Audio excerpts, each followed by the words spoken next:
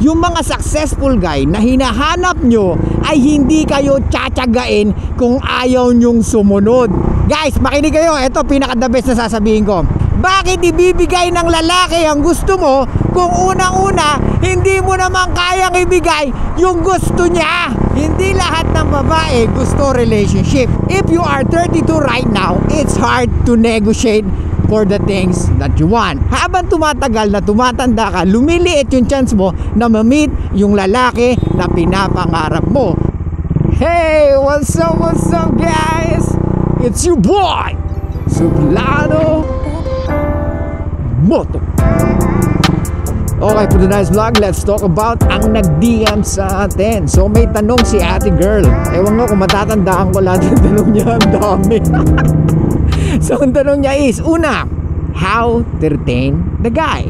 Pangalawa, since nanonood siya ng videos natin at sinasabi ko na dapat ang babae may game, so ano daw ba yung game na sinasabi ko? Pangatlo, given na may category ang mga lalaki sa pagpili ng babae, paano siya mag-stand out from other women? Para at least hindi siya kaparehas or hindi siya common na kagaya ng karamihang babae na ang ino-offer lang ay ganda at lande. Okay? At meron pa isa, guys. Paano daw ba magiging isang girlfriend material or wife material? Haba, brad. Dami. Yung tanong mo na yung pagsasama-samahin natin, okay? So hindi ko na iisa-isahin pa. Pero ito, how to retain the guy. Ladies, kung ikaw wala kang balak maging single for very long time, then you need to learn. Okay? Para sa inyo itong videos na to. So kailangan mo matuto kung paano nagre-respond ang mga kalalakihan, especially sa mga gusto namin. Kailangan mong matutunan bilang babae, like I said, you should have the game. Huwag kang mag-focus sa iisa lang na tingin mo, doon kami nagre-respond. Okay? Kailangan mong alamin kung saan kami lagi nagre-respond. Tandaan mo, men are the gatekeeper of the relationship. Alright? We are the one approaching women. Okay? And doon namin kikilalanin ng isang babae kung karapat dapat siyang bigyan ng isang relationship na hinahanap niya. I know what you're thinking. Sasabihin nyo, hindi, bakit? Ako ang ina-approach, so ibig sabihin I have the leverage. Yes, tama. However, when it comes to relationship, we have the leverage. At the end of the day, we will still choose yung babae na nagre-reciprocate sa gusto namin. May mga lalaki to tolerate yung mga bullshit mo. Pero at the end of the day, especially pag umiidad ka na, you need to lower down your standard. I'm not saying lower down na kung sino-sino na lang. What I'm trying to say here is, last time you are 22 and now you are 32, there's a difference between 10 years ago and now. Okay? Noong 22 ka, you can still negotiate kung sino yung gusto mong lalaki na pwede mong karelasyon. You can choose the guy. Diba? But you can still choose the guy now. However, you are 32. Habang tumatagal, ang sexual market value ng babae, like I said, bumaba. So, ibig sabihin, pwedeng bumaba yung kanyang dating pool or lumiliit ang kanyang dating pool. Diba? Kasi ganito ang mga babae. This is what I want. I want a 666. 6 feet, 6 packs, and 6 figures ang kinikita. Pwede yun kung nasa 23 ka. Okay? Or nasa prime ka. Gets? Pero pag nasa 32 ka na, do you think those guys na may 666 will settle? Tandaan nyo, majority of women, same demographic lang ang hinahanap sa lalaki. Kaya wag kang mag-illusion or wag kang maging delusional dahil everyday merong nag-18, nagna-19, nagti-20, nagti-21 hanggang maging 24. So ano ibig sabihin dito? Habang tumatagal na tumatanda ka, lumiliit yung chance mo na ma-meet yung lalaki na pinapangarap mo, or lumiit yung chance na magka-boyfriend ka na kagaya ng pinapangarap mo. Okay? Uulitin ko. If you are 32 right now, it's hard to negotiate for the things that you want, especially when it comes to relationship. Nung bata ka, you can reject most of men, or most of men are invisible to your eyes.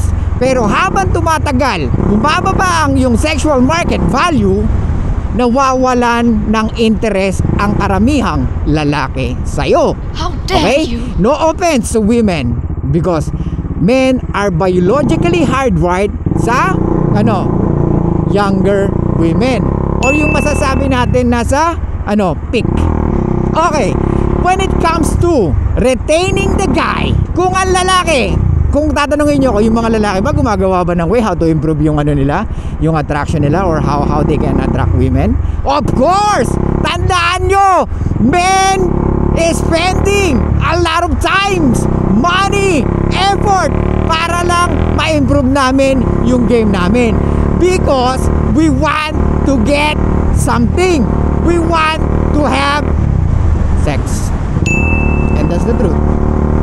Hindi karamihan ng lalaki gusto relationship. Even women, hindi lahat ng babae gusto relationship. May mga babae na gusto lang mag-spend ng time sa isang lalaki na gusto niyang ma-experience kung anong buhay pag ito ang karelasyon ko. Ano ang pwede kong mag-experience sa 666 na guy. 6 feet, 6 packs, and 6 figures ang kita. May mga babae na I know pansamantala lang to, pero gusto kong ma-experience, pero I don't want to settle with this guy. I know it sounds crazy, but it's true. Okay? So sa lalaki naman, hindi porket dinidiskartehan kayo, hindi porket nililigawan kayo, is what the fuck are you talking about? relationship na agad ang gusto namin. No, it's not. You need to prove to us na karapat dapat kayong bigyan ng relasyon. Pero kung date pa lang, kakain pa lang sa labas, magkakape pa lang, nag-iinarte ka na, so ano isipin namin? I don't wanna waste my time with this kind of women, because my time is valuable. Imagine tanggi ka ng tanggi, as if naman you have a lot of options. How dare you? Okay, never mind. Sige, sabihin na natin hindi may stimulate ng lalaki yung emotions mo. However, the problem with you guys, with you ladies, you're trying to reject most of men pag andyan na. Pero pag wala, sad-sad ka, lumbay-lumbay ka. Pero pag andyan na, nire-reject mo. So, sino may problema? So, hindi porket NBSB, okay ka relationship. Hindi rin porket may trauma, hindi okay ka relationship. Uulitin ko, hindi porket NBSB, you will have a successful relationship. Kung hindi rin naman porket maraming body count, hindi ka magkakaroon ng successful relationship. No, it's not. Okay? It still depends on the person. However, when it comes to attraction, men prepared yung babae na low body count or virgin. Okay, balik tayo sa tanong ni girl. Ang sabi ni girl, paano ba mag-stand out sa mga kababaihan? Ganito lang, simpleng-simple. Marunong ka dapat sumunod sa mga gusto niya. Sundin mo yung mga sinabi niya. Huwag kang mag-post ng ganito, huwag kang magsuot ng ganito, ayoko ng male friends, at ayokong nai-involve ka sa kaninong lalaki kahit na kausap mo lamang, lalong-lalo na sa harap ko. Gets mo? Or pinaka-safe is dapat alam mo na kaagad ang gagawin mo once na in a relationship ka na. Okay? You should know you have a redeeming qualities. Kung hindi man maging successful ang relationship, pero ikaw yung naging ganung babae, nakarami ang hinahanap ng lalaki, you are still winning. Why? Because you can still find a guy that can appreciate what you're doing. Pero tandaan mo, pag hindi mo pinag-aralan ang gusto ng kalalakihan, don't expect you will get something or you will get what you want. Yes mo? Bakit ibibigay ng lalaki ang gusto mo kung unang-una hindi mo naman kayang ibigay yung gusto niya? Yung simpleng hindi pagpo-post, huwag kang mag-post ng ganito. Kasi we are talking about the relationship, not what you want. Kasi karamihang babae, eto pag hindi mo ako pinakasalan, sa loob ng 2 taon, maghiwalay na tayo. Wow, wait lang. Can you cook for me? Sanay ka ba magluto? Sanay ka ba magsaing? Sanay ka ba maglaba? Well, hindi. O then, you just want to get married, but you don't want to be a fucking wife. Ano to? Ipe-flex mo lang, kasal ka? Ganun lang ba yun? No, it's not. Ladies, make sure you will stand out with most of women. The only time you can stand out with most of women is yung intindihin mo at unawain mo na ang lalaki ang dapat nagdadala ng relationship. Guys, makinig kayo. Ito pinaka-the best na sasabihin ko. Ni-raise tayo ng society ng magulang natin. Okay? Nakontrolin mo ang sexual desire mo or sexual nature mo. And even your aggression, hindi dapat mainit ang ulo, wag kang makikipag-away. Tama? Dahil lalaki daw tayo. Pero sa babae, ano ang sinasabi ng magulang or ano ang sinasabi or dapat nilang gawin? Wala silang dapat kontrolin. Kaya nga kasalanan ng magulang, kasalanan ng society na binigyan sila ng power pero hindi nila makontrol. The only thing na makokontrol nila is their what? Emotion. However, hindi nila makontrol kasi nga they never raised to control their emotions. Most of us, men and women, should control their fucking emotions. Ladies, if you want to be a girlfriend material, then don't do what most of women doing. Kung anong ginagawa ng karamihan, wag mong gawin.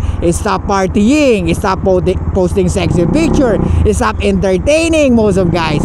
Because it shows us na gusto mo lang ng atensyon, hindi mo gusto ng relasyon. Having a relationship with a high value guy, kailangan mong mag-sacrifice. Kasi unang-una, yung mga successful guy na hinahanap nyo ay hindi kayo tsatsagain kung ayaw nyong sumunod. Dahil yung mga successful guy or yung 666 na yan, maraming options yan. Gets? And eto, kung sakaling let's say, hindi may kakilala ako, yung kaibigan ko nakakuha ng 666. Talagang mahal na mahal siya. Are you sure? Na mahal niya? Pwedeng yung guy, oo, mahal na mahal siya, but it doesn't mean she is attracted to that guy or she is sexually attracted to that guy. I don't think so. Because hindi kailanman, okay, gugustuhin ng babae ang lalaki na nice lang. Women will still always choose the guy or the bad guy or yung guy na talagang sinasabi sa kanila kung ano ang dapat gawin o yung lalaki na pinipigilan sila sa mga ginagawa nila kesa sa lalaki na sinusuportahan yung pag-party niya, pag-post niya ng sexy pictures, pagsusuot niya ng provocative clothes, because yon ang ayaw na ayaw ng babae. Kasi ibig sabihin, bakit mo ko hinahayaan pagpiestahan ng mga kalalakihan? Dapat, kaya nga ganito guys ladies, explain ko na. Bakit kayo hindi pinopost sa mga boyfriend nyo? Because we want exclusivity. We want to feel exclusive sa inyo na amin lang kayo. Gets? Ito, iba naman sa babae. They are fucking proud to post their boyfriend or their man. Why? Because sinasabi nila na akin tong lalaki na to at walang sino mang lumandi. Kaya they are very fucking proud to post you. Kaya nga guys, kung hindi ka pinopost ng babae mo, mag-isip-isip ka. Iba naman yung ayaw mong pa-post. O wag mo na akong post, di ba? Iba naman, kasi uso ngayon yung mga babae hindi nagpo-post, di ba? Or yung mga Instagram na mga walang post, di ba? Uso naman yun stories lang, di ba? That's good, that's a good thing. Pero lalabas at lalabas kung ang babae maharot talaga. Okay, balik tayo. Ladies, kung gusto mong magtagal ang relasyon mo sa isang lalaki, you need to follow his leadership. Tandaan mo, hindi kailanman magiging pwedeng dalawa ang leader ng relasyon. Yes, I know, you have the voice. Sabihin na natin sa 100%, 95.5. 95%, majority of the decision comes from your man. Okay? At 5% ka lang. Don't get me wrong you still have a voice. Pero you need to prove na karapat-dapat pakinggan yung sinasabi mo. Hindi dahil emotions mo lang or dahil feeling mo lang. Tandaan mo, kaming mga lalaki dumaan sa butas ng karayom para maging attractive sa mga kababaihan. Nagsumikap kami. How many hours we spend just to know how to be attractive person. Tandaan nyo ladies, maraming babaeng magaganda at sexy, Pero ang lalaking attractive at successful, hindi yan marami. Kukunti lang yan. Kaya wag mong isipin na you can always find another guy like him. Because kung ganun ang iniisip mo, tatanda ka na magugulat ka, oh my God, where all the guys na gusto ko dati? Tandaan mo napakaliit ng porsyento ng lalaki na successful at gwapo. At hindi lahat yon totoong lalaki. Yung iba doon gusto rin lalaki. Okay? At yung iba doon ayaw mag-commit sa babae because they want to enjoy being single. And especially if they know how women operate, they won't settle for those kind of women na ganda lang ang kayang ibigay. Alisin natin ang ganda mo. What else can you provide for me? So ladies, pag-aralan nyo how to attract men, because we as a men, we keep on striving, learning, and gain new knowledge in order for us to attract the woman that we want to be with. Okay? So yun lang guys, thank you so much. I'll see you guys next time. Sana may natutunan kayo. Please don't forget to subscribe on my YouTube channel. And pwede rin kayo mag-subscribe sa natin sa members only. It's only 49 pesos guys. Okay, so yun lang guys, thank you so much. I'll see you guys next time. Aralin pa natin yan. And bye-bye.